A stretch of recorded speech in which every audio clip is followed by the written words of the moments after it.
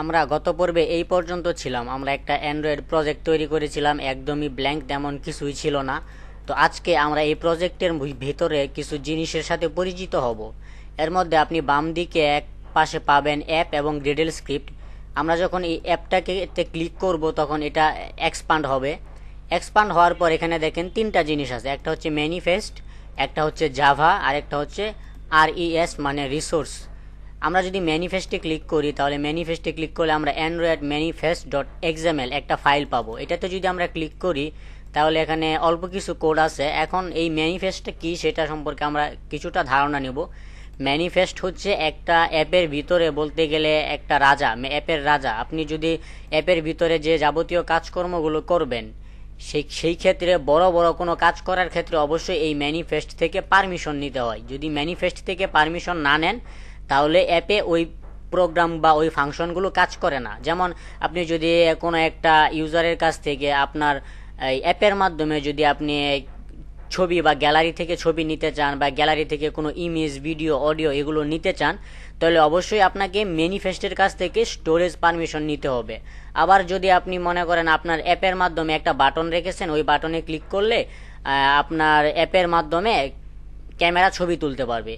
তো এই ধরনের কাজ যদি করতে যান অবশ্যই তাহলে আপনাকে ম্যানিফেস্ট থেকে ক্যামেরা পারমিশন নিতে হবে। আবার ধরেন যে আমরা যখন একটা প্রজেক্ট তৈরি করি তখন আমাদের কাছে অ্যাক্টিভিটি মেইন যেটা XML ফাইল এবং এইটার জন্য একটা main activity dot Java file, এই দুইটা কিন্তু ক্রিয়েট হয়ে যায়। এখন এই মেইন অ্যাক্টিভিটি দেখেন এইখানে সাইন করা আছে, যেমন এই যে দেখতে পাচ্ছেন মেইন অ্যাক্টিভিটি। এইভাবে আপনি যদি আপনার অ্যাপের ভিতরে আরও একাধিক কোনো অ্যাক্টিভিটি নিয়ে কাজ করতে চান সেই ক্ষেত্রে অবশ্যই আপনাকে ম্যানিফেস্টের কাছ থেকে পারমিশন নিতে হবে। অর্থাৎ অ্যাপের ভিতরে আপনি বড় বড় যে কাজগুলো হয়, মেজর যে কাজগুলো হয়, ওই কাজগুলোর জন্য অবশ্যই আপনাকে এই ম্যানিফেস্ট থেকে পারমিশন নিতে হবে। ম্যানিফেস্টের ভিতরে আপনাকে ওই কাজের বিষয়টা ডিক্লেয়ার করে দিতে হবে। যেমন আপনি যদি ক্যামেরা দিয়ে ছবি উঠাতে চান আপনার অ্যাপের মাধ্যমে তাহলে অবশ্যই ম্যানিফেস্টে ক্যামেরার পারমিশনটা যোগ করে দিতে হবে। আপনি যদি ইউজারের গ্যালারি থেকে কোনো ছবি, অডিও, ভিডিও এগুলো আপনার অ্যাপের মাধ্যমে নিতে চান তাহলে অবশ্যই আপনাকে এই ম্যানিফেস্টের কাছ থেকে পারমিশন নিতে হবে। অর্থাৎ এই ধরনের বড় বড় কাজের ক্ষেত্রে ম্যানিফেস্টের কাছ থেকে পারমিশন নিতে হয়। এছাড়া ছোটোখাটো অনেক কাজ আছে যেগুলো সব কাজের ব্যাপারে ম্যানিফেস্টের থেকে পারমিশন নেওয়া লাগে না। শুধু বড় ধরনের যে কাজগুলো হয় এই ধরনের কাজে ম্যানিফেস্টের কাছ থেকে পারমিশন নিতে হয়। এখন এই ম্যানিফেস্ট সম্পর্কে আসলে বিস্তারিত বললে আপনাদের বুঝবেন না তেমন কিছুই। আমরা জাস্ট প্র্যাকটিস করব, কাজের দিকে যাব, সামনে যত আগাবো আমরা ম্যানিফেস্টে কখন কখন পারমিশন নিতে হবে, কোথায় কোথায় পারমিশন নিতে হবে, এই ব্যাপারগুলো তখনই আমরা জানতে পারবো। তো এই জন্য আলাদা করে এখানে মুখস্থ করতে হবে না কিছুই। আমরা জাস্ট এটা জেনে রাখলাম যে ম্যানিফেস্ট হচ্ছে বড় বড় কাজের পারমিশন দিয়ে থাকে। একটা অ্যাপের ভিতরে বড় বড় কোনো কাজ করার ক্ষেত্রে ম্যানিফেস্ট পারমিশন দিয়ে থাকে। অর্থাৎ ম্যানিফেস্টের কাছ থেকে আপনাকে পারমিশন নিতে হবে, না হলে আপনি কাজ করতে পারবেন না। তো এটা ছিল ম্যানিফেস্টের কাজ, এখানে আর কিছু বলার নেই। এখন জাভাতে দেখবেন, আপনি জাভাতে যখন আমরা ক্লিক করব তখন এখানে তিনটা জিনিস আছে, তিনটা ফোল্ডার আছে। এখানে প্রথম যে ফোল্ডারটি আছে যেটার ভিতরে মেইন অ্যাক্টিভিটি রয়েছে, এই ফোল্ডারে মূলত আমাদের কাজ করতে হবে।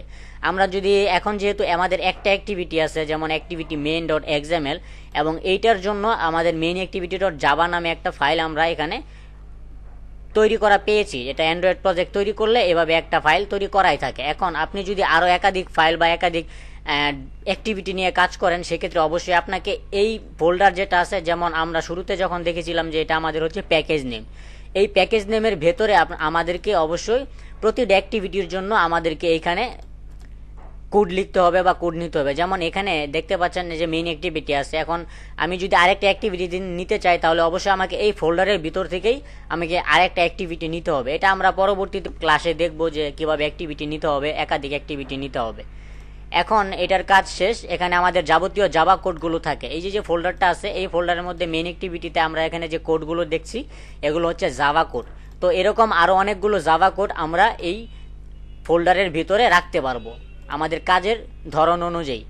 এরপর আছে রিসোর্স ফোল্ডার, যেটাকে সংক্ষেপে RES বলা হয়। এই রিসোর্স ফোল্ডারের ভিতরে আপনি ড্রয়েবল পাবেন। ড্রয়েবল হচ্ছে আপনি এইখানে অ্যাপের ভিতরে আপনি যে বিভিন্ন ধরনের আইকন ব্যবহার করবেন সেই আইকনগুলো এই ড্রয়েবলে রাখতে হয়।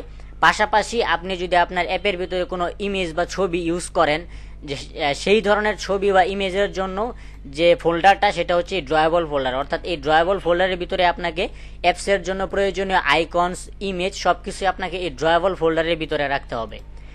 এরপরে হচ্ছে লেআউট। লেআউট হচ্ছে আমরা এইখানে উপরে যে জাভা ফোল্ডারটা পেয়েছিলাম, এই জাভা ফোল্ডারের ভিতরে আমাদের যে জাভা ক্লাসটা থাকে, ওই জাভা ক্লাসের আন্ডারে যে এক্সএমএল ফাইলটা থাকে সেটা মূলত এই লেআউট ফোল্ডারে থাকে। দেখতে পাচ্ছেন লেআউট ফোল্ডারের ভিতরে অ্যাক্টিভিটি মেইন ডট এক্সএমএল এই ফাইলটা আছে। এখন আমি যদি আরও একটা এক্সএমএল ফাইল নেই তাহলে এইখানে আমাকে এক্সএমএল ফাইলটা নিতে হবে, পাশাপাশি এই এক্সএমএল ফাইলের জন্য আমাকে জাভা কোডটা এই ফোল্ডারের ভিতরে লিখতে হবে। এটা আমরা পরবর্তীতে যখন নতুন একটা অ্যাক্টিভিটি নিয়ে কাজ করব তখন আমরা দেখতে পারবো।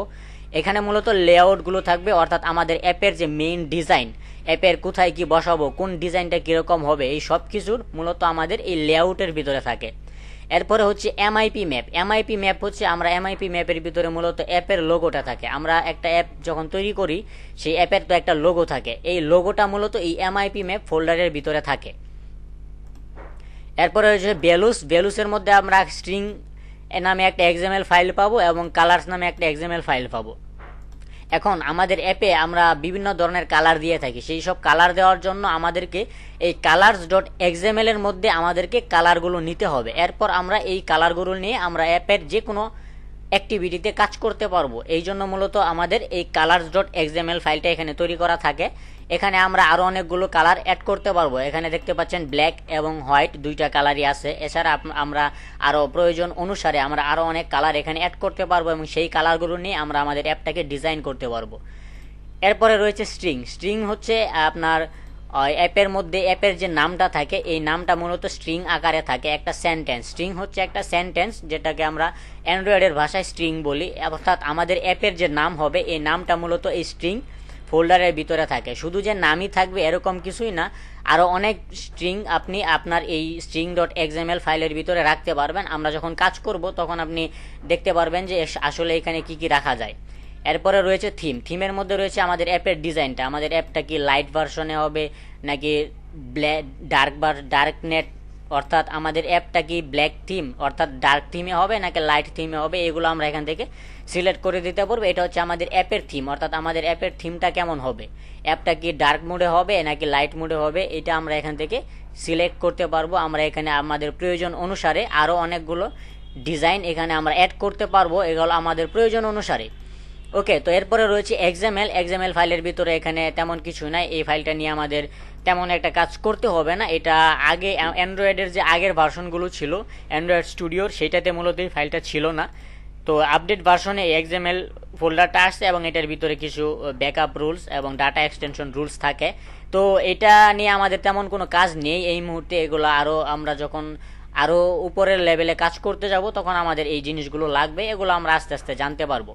এরপরে রয়েছে গ্রেডেল স্ক্রিপ্ট। গ্রেডেল স্ক্রিপ্টের মধ্যে আমাদের মূলত কাজ করতে হবে build dot Gradle app level যেটা আছে এইটার মধ্যে আমরা দেখেন আমরা যখন একটা প্রজেক্ট তৈরি করি তখন ওই প্রজেক্টের মধ্যে আমরা কিন্তু এপিআই লেভেল 24 যেটা আমরা কিন্তু মিনিমাম এপিআই লেভেল 24 যেটা অ্যান্ড্রয়েড 7.0 ভার্সনে কাজ করে আমরা কিন্তু এটা তখন তৈরি করেছিলাম। অর্থাৎ এখন আমরা চাইলে এখান থেকে মিনিমাম এসডিকে যেটা অ্যান্ড্রয়েড এপিআই লেভেল 24 ছিল আমরা এটাকে এখান থেকে আরও বাড়িয়ে দিতে পারবো। তো এখান থেকে আমরা মূলত আমরা অ্যাপের এপিআই লেভেল এবং ভার্সন কোডগুলো কন্ট্রোল করতে পারবো। পাশাপাশি নিচে এখানে দেখেন ডিপেন্ডেন্সিস আছে, এই ডিপেন্ডেন্সিসের মধ্যে আমরা আমাদের অ্যাপের জন্য প্রয়োজনীয় লাইব্রেরি অ্যাড করতে পারবো। থার্ড পার্টি যে লাইব্রেরিগুলো হয় যেগুলো আমাদের অ্যাপের কাজের জন্য লাগে সেই সব থার্ড পার্টি লাইব্রেরি আমরা আমাদের এই ডিপেন্ডেন্সির ভিতরে অ্যাড করব। তো এগুলো আমরা যখন ধীরে ধীরে কাজ করব তখন আমরা জানতে পারবো। এরপরে রয়েছে সেটিং ডট গ্রেডেল। এখানে আমাদের অ্যাপের লাইব্রেরি অনুসারে কিছু কোড এখানে অ্যাড করা লাগে, যেমন মেভেন সেন্টার অলরেডি অ্যাড করাই আছে, এরপরে জে সেন্টার আছে, এগুলো আমরা ধীরে ধীরে জানতে পারবো আস্তে আস্তে। তো এই ছিল মূলত আমাদের অ্যাপের একটা বেসিক পরিচিতি। এরপর আমরা উপরে এখানে ফাইল পাবো, ভিউ পাবো এবং আমরা আরও অনেক অপশন আছে এখানে, এগুলো আমরা স্টেপ বাই স্টেপ যখন কাজ করব তখন জানতে পারবো। এই মুহূর্তে এগুলো আসলে মুখস্থ করার মতো তেমন কিছুই না, এগুলো মুখস্থ না করলেও চলবে। আপনি যখন কাজ করবেন, আপনি যখন এটা নিয়মিত প্র্যাকটিস করবেন তখন এই সব কিছু আপনার ব্রেনে অটোমেটিক চলে আসবে, আপনাকে কোনো কিছু মুখস্থ রাখতে হবে না। এই জন্য মূলত আমি আপনাদেরকে এইখানে এটা জাস্ট শর্টকাটে আমি আপনাদেরকে জাস্ট মূলত পরিচয় করিয়ে দিলাম যে আসলে এখানে কোনটার কি কাজ হয়। এখন আমরা প্র্যাকটিক্যালি কাজ করব, তখনই আমরা আসলে বুঝতে পারবো যে কোনটা কী কাজে ব্যবহার করতে হয়। তো এই ছিল মূলত আমাদের আজকের অ্যান্ড্রয়েডের যে পরিচিতিটা, অ্যান্ড্রয়েড প্রজেক্টের পরিচিতি। তো এর পরবর্তীতে আমরা আসলে আমাদের এই যে অ্যাক্টিভিটি মেইন ডট এক্সএমএল যে আমাদের ফাইলটা আছে, এইখানে মূলত শুধুমাত্র হ্যালো ওয়ার্ল্ড লেখা আছে, আপনি দেখতে পাচ্ছেন। তো এইটাকে আমরা নতুন একটা ডিজাইন দেওয়ার চেষ্টা করব, এবং এই ডিজাইন অনুযায়ী আমরা এই জাভা কোডে কিছু কোড লিখে আমরা আমাদের এই প্রথম যে পেজটা আছে এই পেজটাকে ডিজাইন করব। অর্থাৎ অ্যাপটা যখন আমাদের অ্যাপটাতে ক্লিক করব আমাদের ফোনে ইনস্টল করে, তখন আমাদের এই পেজটা সর্বপ্রথম ওপেন হবে। তো এই পেজটার ডিজাইনটা কেমন হবে সেটাই মূলত আমরা পরবর্তী টিউটোরিয়ালে দেখাবো, তো কিভাবে এই পেজগুলোকে ডিজাইন করতে হয়। তো আজকের ভিডিও এই পর্যন্তই। সবাই ভালো থাকবেন, সুস্থ থাকবেন। আল্লাহ হাফেজ।